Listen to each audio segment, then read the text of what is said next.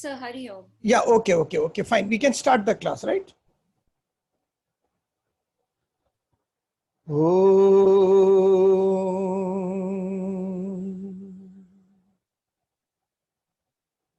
Sahna vavatu Sahanau bhunaktu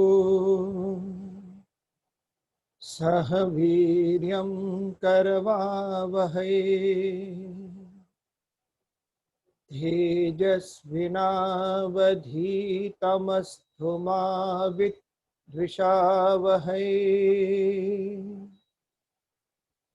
Om Shanti Shanti Shanti.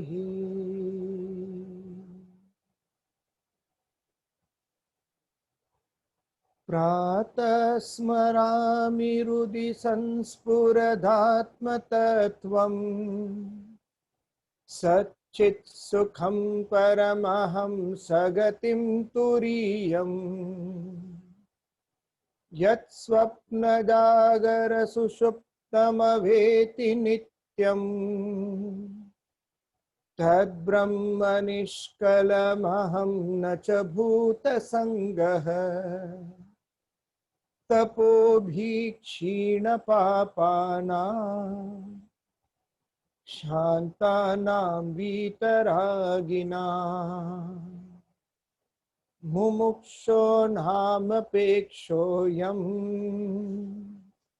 Atma bodho vidhiyate.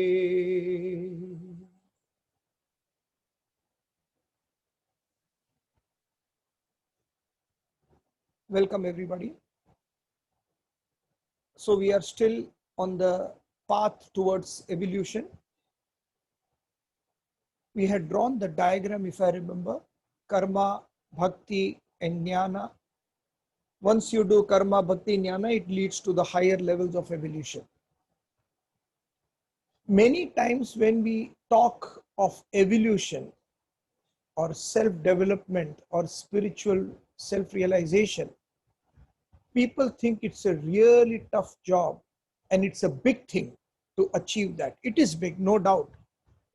It is little difficult. It is not extremely difficult.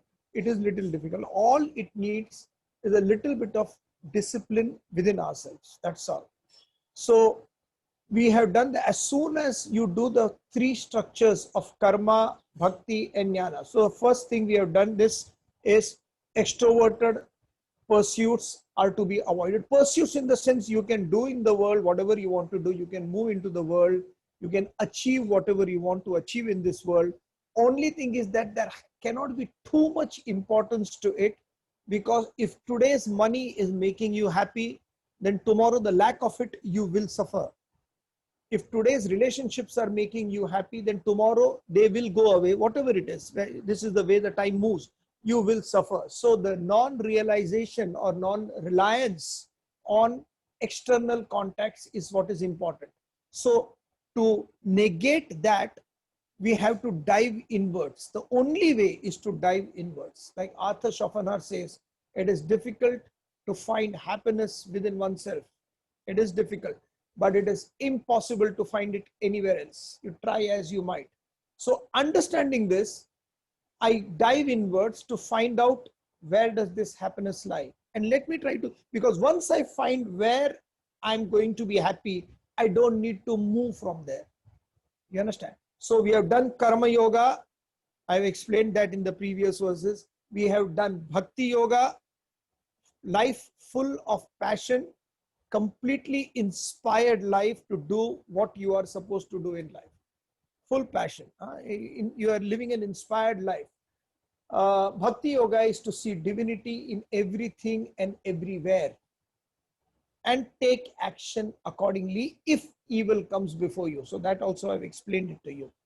Now we move on to the third pillar of the spiritual discipline called Jnana Yoga. Jnana Yoga, so Karma Yoga is where your physical body is predominant. Bhakti Yoga is where your emotions are predominant. So physical body, rather than giving it into the world and dissipating your energy, you are exercising, you are walking, you are running, you are keeping well and alive, so that the mission, whatever you have registered in your mind, should be fulfilled.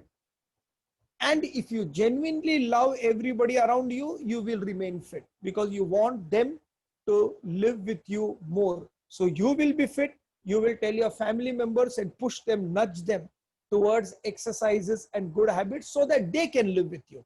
So it's the most unselfish way of living. So this is physical personality becomes dominant, where the emotional personality is dominant, where my emotions are much more than my intellect as well as my physical body. Then it is, you have to devote yourself to the higher goals in life. I should not get attached to anything lower. I should have love for everybody, but I'm not supposed to have preferential attachment or attachment in any case, which will pull me down, right? So this is emotion if it is predominant. If the intellect is predominant, then you have to go for jnana yoga. I told you, yoga means yuj, to unite. Jnana means knowledge. This is where the intellect starts working. So the intellect in jnana yoga has these two important jobs to do. Most important, unavoidable job for everyone is the intellect is supposed to fix a higher goal in life. What is the purpose that I am living? The attitude should be, so what is, where am I going? If my life, Einstein said, if my life is an accident, then my living is also an accident, and I may die away through an accident. It may just be an accident. But if there is some purpose in life, some purpose, because things are happening in a different way where everything seems to have a particular purpose. If there is by chance some purpose in life, then the only mission in my life is to find out what is that purpose. So the highest goal is to find out, who am I? The highest, aham brahmasmi, who am I, or who am I? So you reach that at the highest level. This is the highest goal of self-realization. Then the same thing, this goal of self-realization, where you are completely and supremely contented, is to be broken down into realistic goals, where the intellect pitches, next 1 year, I want to achieve this. Within a span of 3 years, I want to achieve. So some realistic goals which it can achieve, and it will take the body and the mind along with it. So this is one job, to fix a higher goal in life. The more idealistic goal, the more realistic, I don't know whether we can say idealistic goal. The best goal is self-realization. The other is unselfish goals in life. A higher ideal, not necessarily where my benefit is involved, but how can I do something for somebody else? That attitude. So one job of intellect is this. And the second job of the intellect is to keep or harness the mind from getting attached to the lower. Because the mind is constantly exposed, and the intellect is constantly exposed to the world. So new ideas are coming along, which is so-called practical. And the mind naturally goes towards the lower, saying, no, I will find instant happiness here, in this particular relationship, in this particular object. This is where the intellect's second job comes, is to stop the mind from getting attached to any object or being. So that's where you keep on remembering the laws. If I get attached, if you get attached to any object or being, you will suffer. If you get attached to any object or being, you will suffer.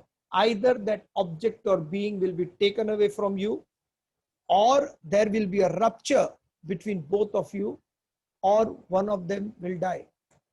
Do not hear this listlessly, says Swami Ramatirtha. So I don't want to get attached. See, people differentiate attachment and they think, if I'm not attached, that means I'm not in love. You are in love, you're doing everything what you can for the evolution of that person, but you are not attached, you're not being dragged down. Only when you are independent in your own methods will you be able to take that person out of the muck into a better world. So this is what love is. This is the second job which the intellect is supposed to do. Once the intellect knows its duties, fixing a higher goal and no more moving anywhere ahead of it, just continuing to take that, and mind is not attached to anything, your life becomes happy. This in short is Jnana Yoga. So Adi Shankaracharya says it beautifully in Bhajagovindam, pranayamam pratyaharam nitya anitya viveka vicharam. Intellect's job is only nitya anitya viveka vicharam. Nitya, eternal; anitya, non-eternal, that means temporary; viveka, discrimination; and vichara, thinking. So you make that ulta.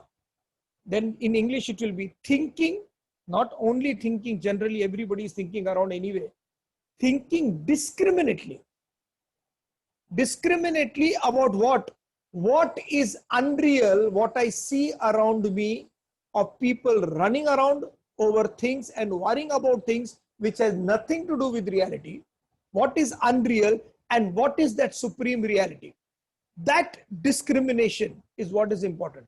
Thinking discriminately between what is unreal and what is real. So you keep on negating whatever is unreal. The definition of reality is something is called real when it existed in the past, which continues to exist in the present and will continue to exist in the future.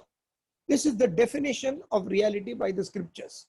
In that way, if you see every aspect around this individual, all the things are moving, all the things are ephemeral and temporary. Nothing is permanent, except there is some power which functions through this individuality, which claims everything as this is mine. So who is this I? This is Jnana Yoga. So as soon as you come to this level, you understand that you are at a happier place. With Karma Yoga, no more desires come inside you because you have shut the doors of the world. With Bhakti Yoga, whatever desires are inside within you is purified, is bettered, is subtilized. And Jnana Yoga, those subtilized, purified desires are eliminated in the name of selfishness towards a higher target of life. So the desires are reduced. All the three. But all the three, many times you will find out when you talk about karma, bhakti and jnana to people around, they will say that jnana is the highest because it is coming from the intellect. Bhakti is the second, which is coming from emotion. So people who are teaching bhakti yoga, majority of them, which bhakti kulta, they will say that mind is the most powerful. The physical personality who is doing karma yoga, who is doing selfless actions everywhere, they will say action is important. Every action is not bifurcated. All the three parts are included in every action. The action which at present I am doing now, I require a physical body to express myself. Karma yoga. Bhakti yoga, I have to put passion inside it because I believe in it. Whatever I'm speaking is bhakti yoga. Jnana yoga, it is supposed to be for the higher, not for my selfish end. Every action, I'm just giving this example, every action has all the three yogas included. Bhakti yoga is better than Jnana yoga, or Jnana yoga is better than Karma yoga. It is not the case. Nothing is better than anything else. It is just being honest with your constitution. If my intellect is more available and it is an inquiring mind and a questioning mind, I will naturally gravitate towards Jnana yoga. If my physical body is more alert and every time I jump and keep on doing things, then I am meant for Karma yoga. Just because I'm meant for Karma yoga doesn't mean it's any less. I'm just telling you. So Karma, Bhakti, Jnana, all these three. When you come to this state, it becomes very easy. After this, there are X amount of stages, but you don't have to do anything. This is the beauty. There was a quotation where they say, a person is walking on the beach. There's a poem, and he sees two footprints. And in a particular way, where the most difficult period of his life was there, he saw only his footprint. So he asked God, whenever things were very happy, very good, I could see that you were there with me. But when the times were really difficult, I could see only one footprint, that was mine. Where were you at that time? Why did you forsake me? And God says, my son, it is at that time that I was carrying you. So that is my footprint. That's the beauty. As soon as you do these three things, karma, bhakti, jnana, in a simple way, in your own homes, without changing your field of activity, rest, everything else follows. It becomes very smooth. So jnana yoga, once you have jnana yoga, you don't have arrogance. When you don't have arrogance, you are full of humility. Who are you to achieve anything? Who are you to do anything? You don't do anything. Some divine power is functioning through you at present, and it is getting done. That's it. And once that divine power decides that I don't need this physical body because this has become old and rabid and I would need a new one, it will discard this and choose something else. That's all. The infinite power through this finitude is what is important. A beautiful story of Vasishtha, where there was a king called Kaushika, and he went on hunting and went deep inside the jungle, and he saw a hermitage of this great Rishi Vasishtha. When he saw the hermitage, he had around 50 people with him. When he had a hermitage, he went inside and met Vasishtha, took his blessings, and during that time, Vasishtha said, oh, you have got soldiers, you are there. Why don't I treat you with some food? So Kaushika said, listen, he thought 50 people with me and he just got a small hermitage. He said, no, we just came for your blessing. We are going. No, please sit for 5 minutes. I'll get something. And in 5 minutes, he got all the good stuff to eat directly to Kaushika and his soldiers. They had a good time. And then Kaushika said that, excuse me, from where did you get this food? He said, I got a cow. The cow's name is Surabhi. And she is a Kamadhenu. Kamadhenu means whatever I require, whenever I require, she just wishes, my wishes are fulfilled. So Kaushika saw that and said, okay, then can you do one thing? Can you just give me this cow? Because if you give me this cow, my kingdom, nobody will be hungry. Everybody will be happy. So Vasishtha said, listen, it's not done because they have to work for everything. So you can't just give everything up. So I will not give. So Kaushika got very angry and he tried to drag Surabhi away. Immediately, Surabhi saw the helplessness of her guru, father Vasishtha, and she brought forth 100 soldiers. And those 100 soldiers defeated Kaushika and their army. He went away, but he wanted that so much that he went back, sent his sons. His sons were killed. Ultimately, he came himself to fight Vasishtha. He came with all the weapons, and Vasishtha just put his danda, one stick called Brahma Danda, and all the powers what Kaushika had in his weaponry, it got dissolved. It got dissolved. So when that got dissolved, Kaushika understood that all the riches in the world will not help him to get through this Kamadhenu, Surabhi. So he renounces his kingdom and goes for a penance. And he does a lot of puja, tapas, penance, only with this attitude to defeat Vasishtha, to destroy Vasishtha, defeat him. And after reaching a particular state, as a Brahmagyani, he came. As he was visiting, he saw Vasishtha's ashram there. He came from behind to not attack but confront Vasishtha. At that time, Vasishtha was eating food and his wife was serving, and he was talking to his wife saying that, this guy, Kaushika, he is such a superb person. He got defeated by my knowledge, and look at his zid, that he saw that he is going to do tapas, and now he's become a Brahma Rishi. He's become like me. I'm so happy for him that he evolved to such glory. Amazing. He's one of the kind, I tell you. And he, Vasishtha, this person, Kaushika, from behind the window heard Vasishtha talking to his wife. And there he understood the real power of Vasishtha. Humility. He came and immediately touched Vasishtha's feet. And as soon as he touched Vasishtha's feet, Vasishtha took him and he embraced him. Both became the best of friends. And from there, the title came of King Kaushika, Vishwamitra, the friend of all. Humility is one of the best things that can happen. So when you don't have arrogance of what all I have achieved in the world, because kuch leke jana hi nahi hai, you are going to drop everything and go anyway, whether you like it or not. So what arrogance about anything? You are very humble at every given point of time.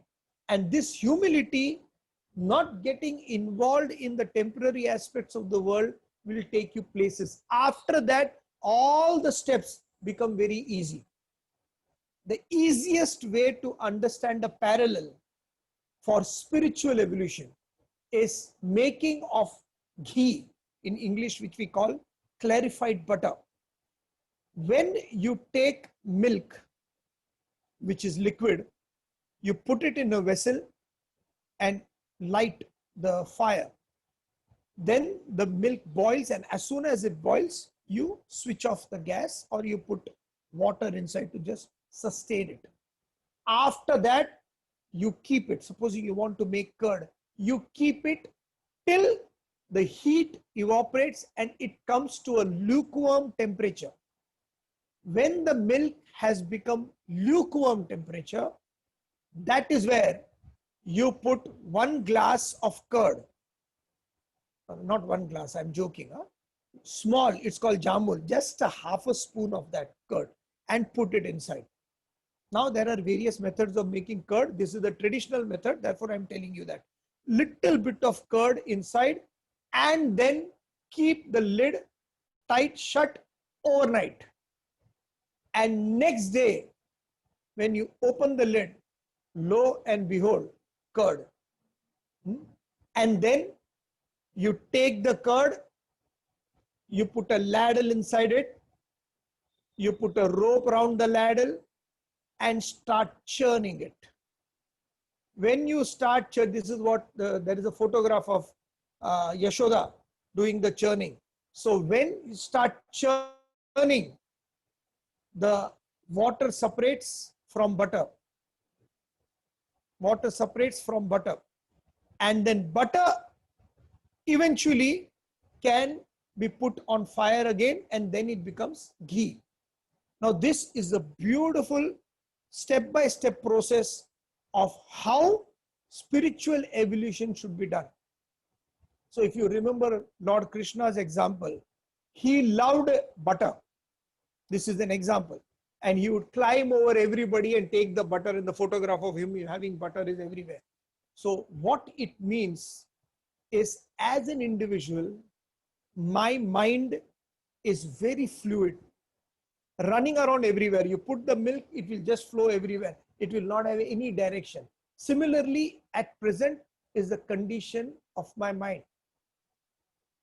Now this mind has to be put in a vessel, and the fire of the initial knowledge, Shravana, needs to be lit. What is Brahman? What is this body, mind and intellect? Really, is the world unreal? In that sense, when we say world is unreal, then there has to be some relation of what is real. So what is this reality? Who said this? How do I know it is real? It may be unreal. I don't know. So you are questioning and you are learning and you are listening. This is the initial fire. When the fire comes, when the milk becomes hot, it doesn't move anywhere, you switch off the fire. After that, knowledge is not needed. Then what you do? Rest. I'm studying every day. I'm studying. Six hours I'm studying. 8 hours. You don't need to do that. Take a rest. Like the teenagers say, take a chill pill. Don't bother. Just relax. Okay? Bring the heat inside. The agitation inside of this needs to be done, this needs to be done, this bring that down. Simmer it down. Bring it to a room temperature. Every day, little bit of studies. Bhagavad Gita, Kinchita, half a spoon of curd. Put it, leave it. There used to be a boy in our academy, and he used to carry a small packet in his pocket. And that pocket, he had a diary. And that diary, he had written some laws. So he would write, I just saw him, what is the law? He said, it is difficult to find happiness within oneself, but it is impossible to find it anywhere else. And he would carry that law for 7 days. 7 days, and he'll keep on thinking about it. Is it true? Is it true? Is it true? This is called churning. So it will happen. So first, you bring it down at room temperature, little bit of study, then the curd is formed. Curd is formed means I know. Now I know what Vedanta is, because through these Zoom classes, thanks very much, I led Yoga Vasishta also. I'm doing the general classes also. Now I know reasonably what is Vedanta. And when reasonably what is Vedanta becomes like a curd, it plateaus. Because even that curd will get spoiled if there is no further process. Similarly, the knowledge which I have already gathered, if I don't study further, gets putrefied, gets decayed. That's not the last stop. So you put the ladle of discrimination inside the curd. You tie the rope of likes and dislikes. This is real, this is unreal. This is real, this is unreal. And through that discrimination, you keep on churning into your head. What is real? What is unreal? I am never going to be disturbed by whatever unreal is there around. Whatever is there to solve, I will solve, but I'm not going to get disturbed or agitated. Let nature take its own course. Because now I know who I am. I am that divine principle. With this churning, slowly the water gets separated. All the other junk gets separated, and butter, which represents vasanas, gets separated. Therefore, Krishna eating butter is the representation of Krishna eating in the supreme reality, eating the individual's vasanas away. When the supreme reality eats away, disintegrates the vasanas of an individual, you merge with the totality. So that's the significance. Butter is still there. Then that butter should be heated again in pure knowledge. This time, only thinking about the eternal. I am nothing. Chidananda Rupa Shivoham Shivoham. Aham Nirvikalpo Nirakar Rupo. Vibhur Vyapya Sarvatra Sarvendriyani. I, Aham Nirvikalpo. I have no vikalpa, no changes. Nirvikaro, I don't have any vikara. I am not a substance to modify.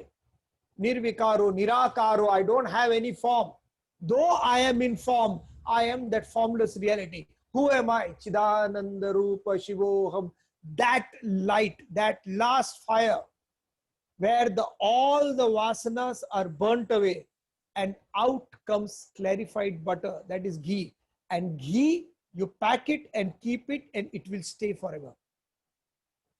This is the way you spiritually move. Don't need to think about too much. I am seriously telling you, it is easy. First step first, cut down the noise.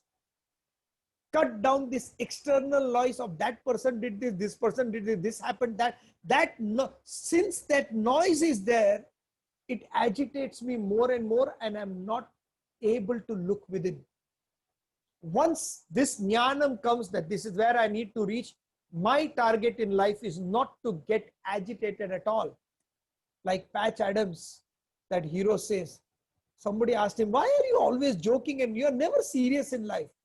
He says, I've tried serious in my life. It really doesn't work for me. It doesn't work. You want to sit and cry, you cry, but I can't. I'll sit with you if you want to give you company. But if you expect me to sit and cry with whatever has happened, I can't. I don't have that temperament. You reach that state, you will be more helpful for anybody. And after this, when you do this, all these three, in every action, in your own chosen field of activity, with that strong emotion, with knowing where you want to reach and not allowing the mind to get attached to anything lower, you don't need to do other processes. You will slip into the next stage of uparati. Uparati, withdrawal from the world. Remember, when I use the term withdrawal from the world, I'm not talking about your personality withdrawing from the world, because the world will be there wherever you are. It is the withdrawal of the mind. Complete involvement in the world, it brings itself back. And that we'll discuss next class. Thank you. Oh.